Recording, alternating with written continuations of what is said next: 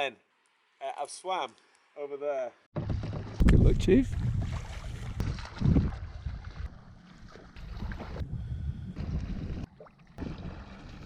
3 kilometres to the end.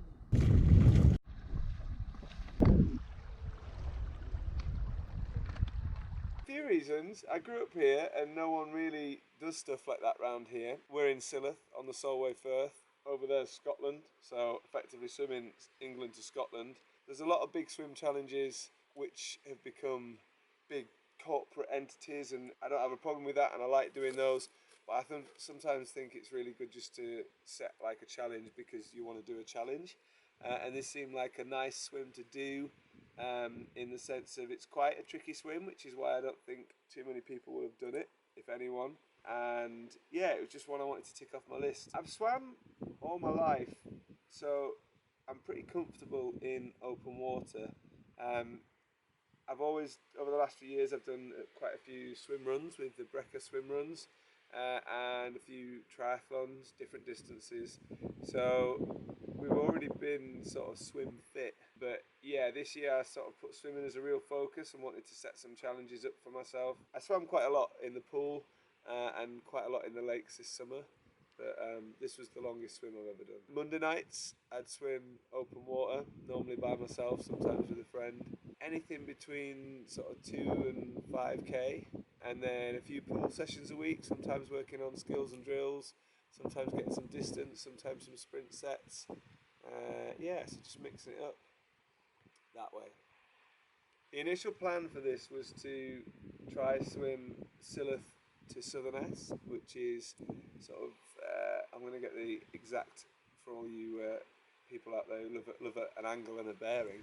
I think it's about north by northwest from here, but it's probably a little bit more than that.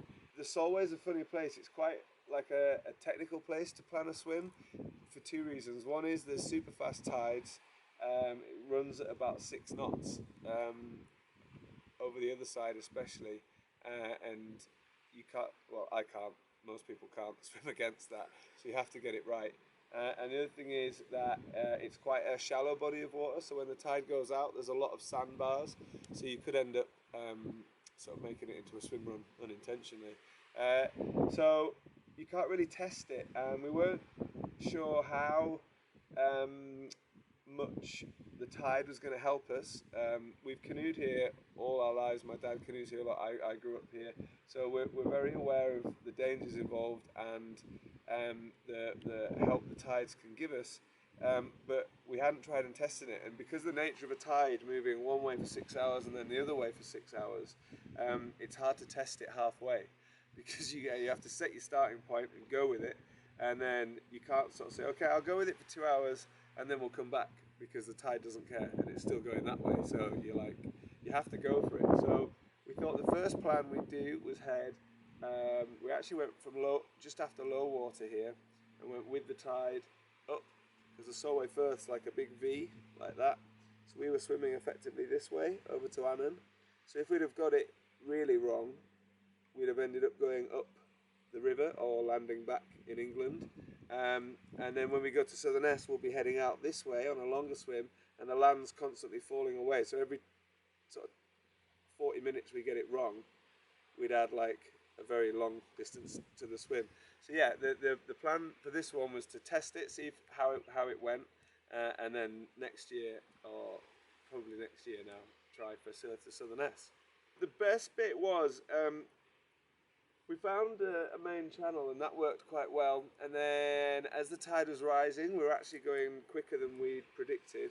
And we came across another sandbar, and there was enough water to swim, but it was pretty shallow in places.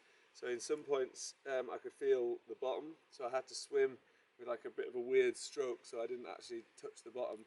And then we fell back into like a really deep channel, and that was pretty special, because it was back into a nice long easy stroke again, and I knew we had water, and that was good. I had 3 kayaks with me, my brother-in-law Dan, who we've done quite a lot of climbing together, and he came down to be another boat on the water. My dad, who is responsible for me liking stuff like this, and he did a lot of planning for it. Thanks, Dad. So he was on the water as well, and then another friend called Andy. I mean, if it goes right like it did, you think like, oh, it was nice that they were there, but we didn't really need them. But when it goes wrong, when you're on a swim of this distance and it's between 2 points of land, there's some point where you're in the middle, and if it goes wrong there, it's good to have as much support as possible.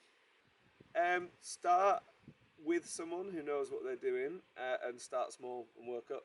A lot of people feel constrained by the pool, but swimming out here genuinely is no different.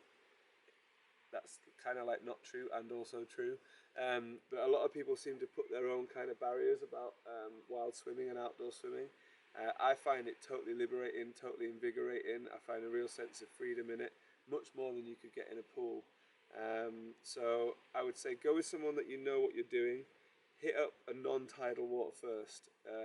Don't just go get in the Solway and start swimming, because that's not going to end well. Lakes are a great place, but again, lakes can be dangerous too. So there's plenty of groups that you can join, but I don't really do much of that either. I'm more just being out there is pretty special. I find it sort of really, it's good soul food to be out in fresh water in as small a group as possible, if not by yourself. But yeah, if it's a starting point, always wear a swim float. Always make sure you can get out where you get in. Always make sure you can get back to somewhere. Start off small. Get with someone who's more confident. Just do a loop. Get used to it, because it does feel very different. But then when you learn to love that feeling and you get used to that feeling, I think it's really, it's really soulful to be out there. Thanks for watching. Thanks for the support, Jackrabbitt. And yeah, watch out for more swim challenges. There's lots of water out there.